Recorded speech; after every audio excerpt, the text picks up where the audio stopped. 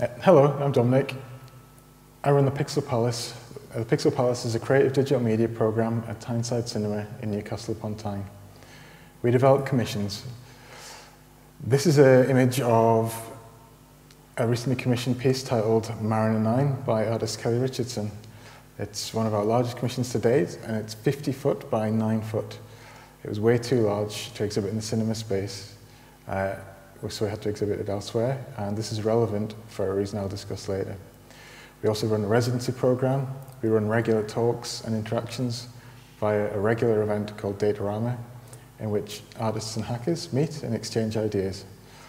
We also run a young people's digital media program called The Factory. But I'm here today to talk about another thing we do. A streaming radio project we developed called Basic FM. Basic FM stands for Broadcast, Art, Sound and Independent Culture. But before I go into any detail about this project, I'm going to explain why we did it. It's no accident that this project was developed in a cinema. Cultural anthropologist Victor Turner argued in 1979 that film is the dominant mode of liminality for electronically advanced societies.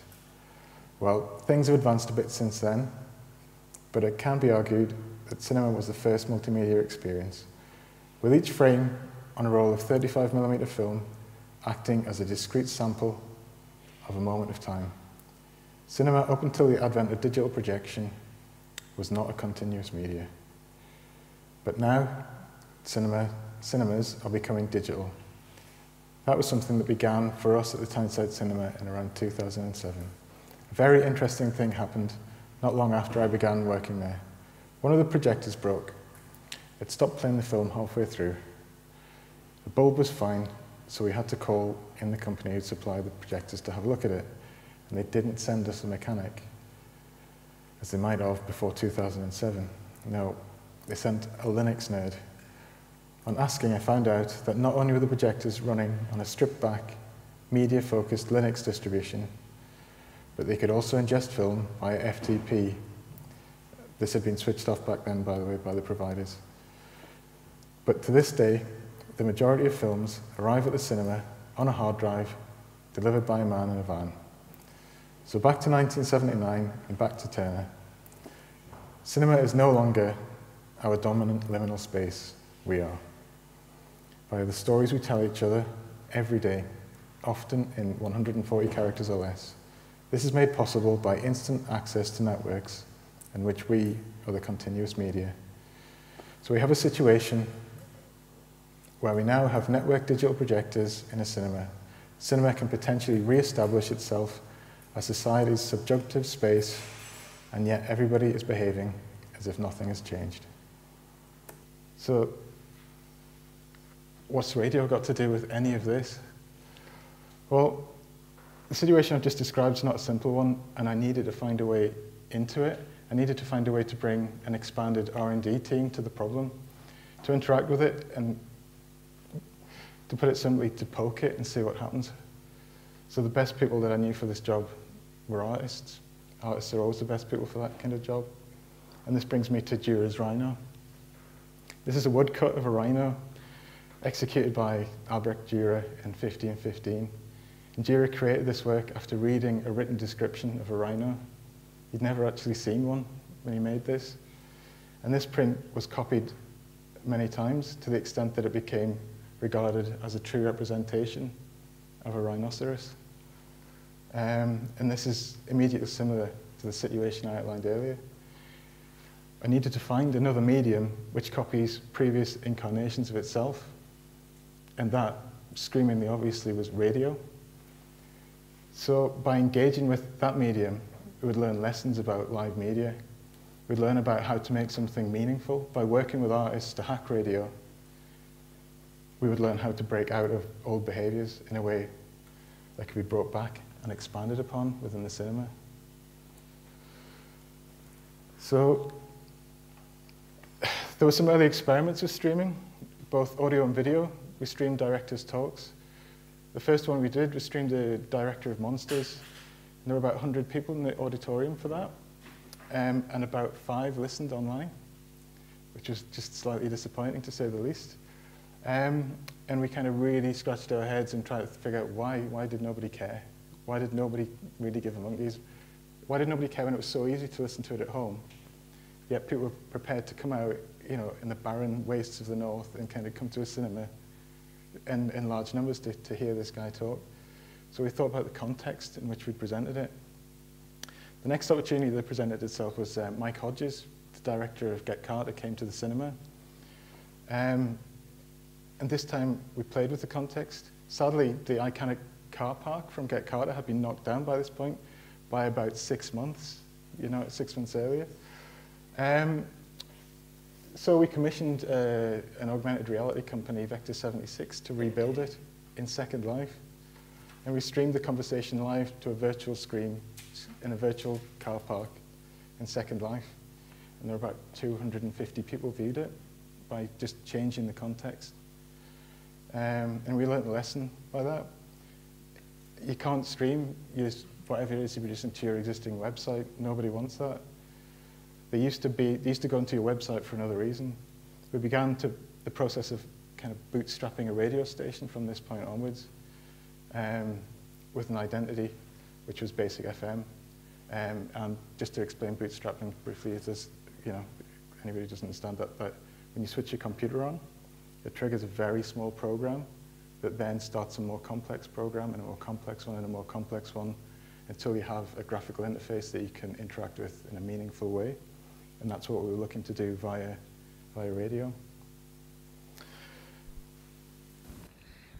I am testing A, B, C, D.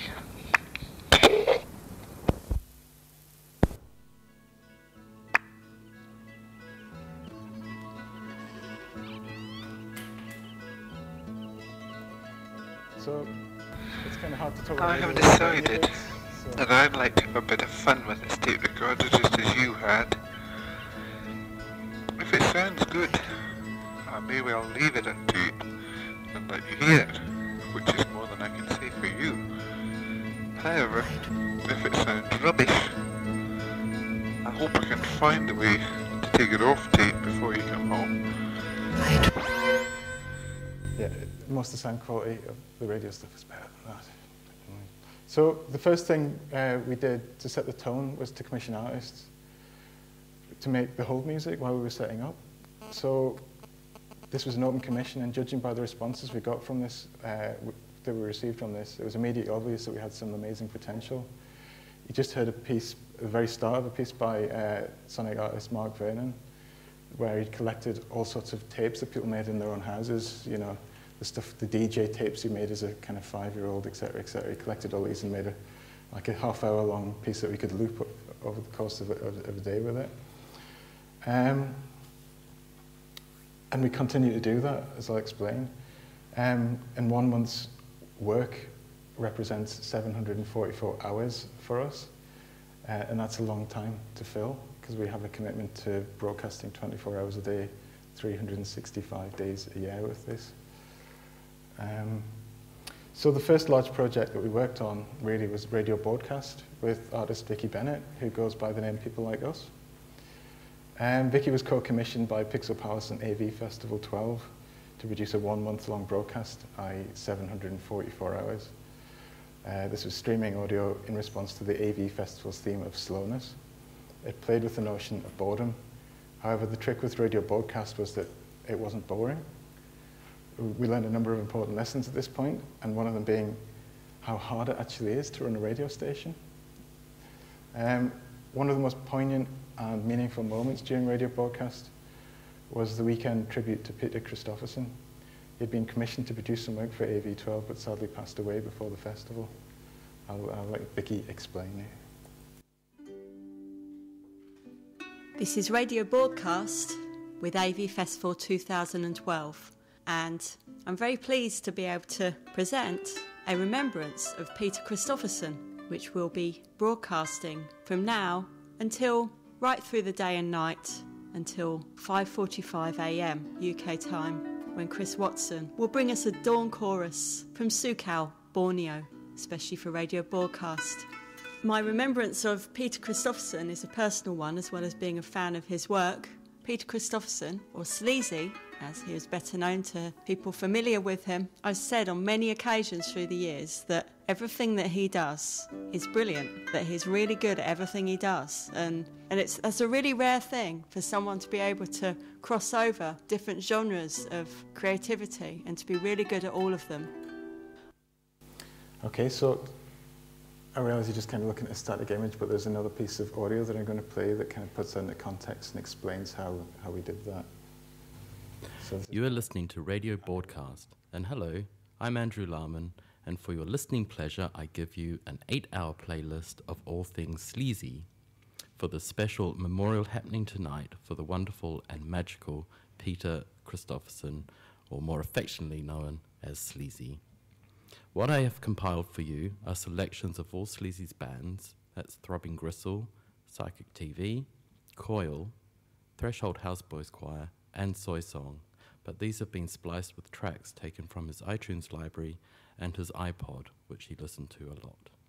I've also included a few rare tracks and possibly unheard tracks, so I hope you can find them and enjoy those. So don't stop whatever you're doing, whether you're doing the laundry or cleaning house or working away on your latest masterpiece. Turn up the volume and enjoy this massive session of all things sleazy. Okay, so as we just heard, the show was made using music from his iTunes library and his iPod. And it looked, on our server, it looked a bit like this.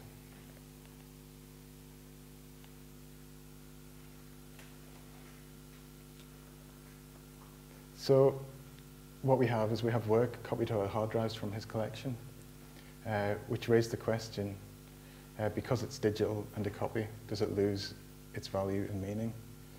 I recently talked to a group of museum professionals about this, and I tried to persuade them quite passionately that they should be accessing M3U files, playlists. The care and attention we pay to this process in our everyday lives, the way we share them, and the way we choose to share them is where we find the meaning in this work. The process was critical, it was passionate, and everybody involved cared deeply about it, and it really showed. There are stories that we all have, and things that we all care about, and we're sharing them on a daily basis now. We're just beginning to scratch the surface of that via Basic FM, looking for new ways of revealing this meaning. I've joked occasionally about radio broadcast, as it was a process of enlightenment via ordeal. But every time I say this, it's kind of less of a joke, and there's more emphasis on the word enlightenment. So, just for the pragmatically minded people in the room, here are some boring stats. So, as you can see, the month in March is the one that kind of spikes, and that's when we did radio broadcast. And we had close to 20,000 listeners that month. Over 20,000 if you include the associated podcasts, etc. And we have now archived this with WFMU. And Vicky did such a good job of archiving it via WFMU that the British Library said, who'd been interested in it, said that they could no longer there was no longer any point them doing it. So we kind of shot ourselves in the foot with that a little bit. And we were very popular in Tuvalu at this point, for absolutely, I have no idea why.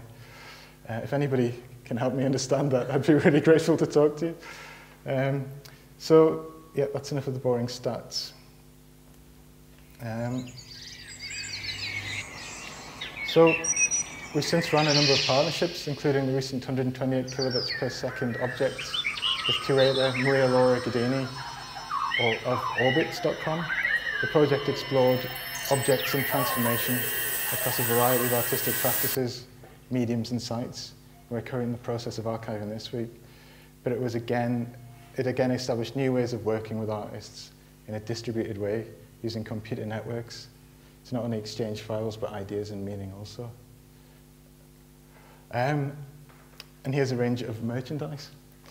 So again, for those of you with practical persuasion, we released a lot of this around the same time as the Orbits project, and Maria Laura produced what was essentially an exhibition catalogue to run alongside the broadcast, helping us to formalize broadcast media as a legitimate place for our explorations. These were also distributed around Newcastle, but we have plans to experiment with national and international distribution of this because anybody can listen to this anywhere. We might be based in Newcastle, but it's international in scope. We've got window stickers. If it's good enough for our local radio stations, it's good enough for us. And beer mats, but they got destroyed within 2 days, I think. It's quite distressing to go to the pub and see all this expensive merchandise just like that. Anyway, so what we have here is the layout of that schedule. So we use a system. We use a system called Airtime by Source Fabric. So our chain of tools is very simple. We work with Community Media Association to stream this. We program it and schedule it via Airtime. And we use a WordPress site as the place that you go to find out how to listen. And it's always kind of very pretty. And it always reminds me of a rock face. By the time you've completed all of this, they're like stratified layers of meaning and content. So moving forward, what is the future of Basic FM? Well, we're just about to launch some more regular shows. Here you see Sheena Revolta, who's about to launch a show this week. It's called Talking Dirty with Sheena Revolta, where Craig or Sheena is interviewing some of the local characters from around the city and beyond. And we have a regular show by Zoviet France on Saturdays, repeated Sundays. And we work with a group called Signals, who produce a show, and it can best be described as they can be best described as heritage DJs. So, I mean, I really love this show. What they kind of do is, they're two lads from Salford, and they go for a walk somewhere to a historical monument, and they pick a subject that they know nothing about at all, and they haven't got access to Google, they can't get to a computer network to say who's right, and they argue for this entire walk on this subject, and then they'll bring that recording back and mix in kind of various bits of music. You can generally hear them doing more damage than good at these monuments as well, which is kind of... yeah, and we're about to develop a project where we put a Basic FM radio studio in a gallery, at which point reality begins to fold in on itself entirely. And we're looking at FM licenses, but we're looking at the possibility of touring Basic FM with an temporary FM license. But I can't tell you any more about that until it's further developed, but please come and talk to me about it. And lastly, before I kind of open to questions, we're looking for shows. We're looking for material, we're looking for partners. So if this is of any interest to you, please get in touch. Please grab me before I get on the train today, or get in touch with me via Twitter. So thank you very much. Cheers.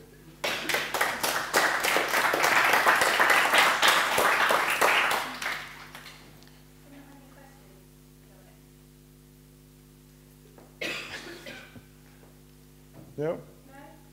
So you talked about Airtime and using the Community Media Association to kind of technically enable the stream. The people who might not know what Airtime is and what the Community Media Association do for you, could you just explain that?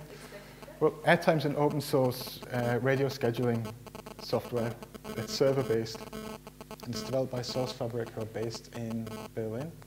However, they have people they work in a very interesting distributed way as well. So when the people we deal with are based in Canada, so if there's never any problems, but if there ever is, I have to wait until Canada wakes up, usually to kind of get them kind of ironed out.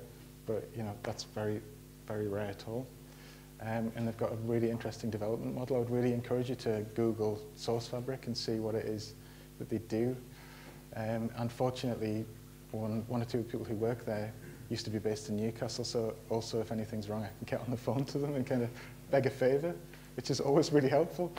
In the Community Media Association, develop independent community media, mostly radio-based, and support small organisations and semi-large organisations around the country to broadcast not just streaming media, but FM as well.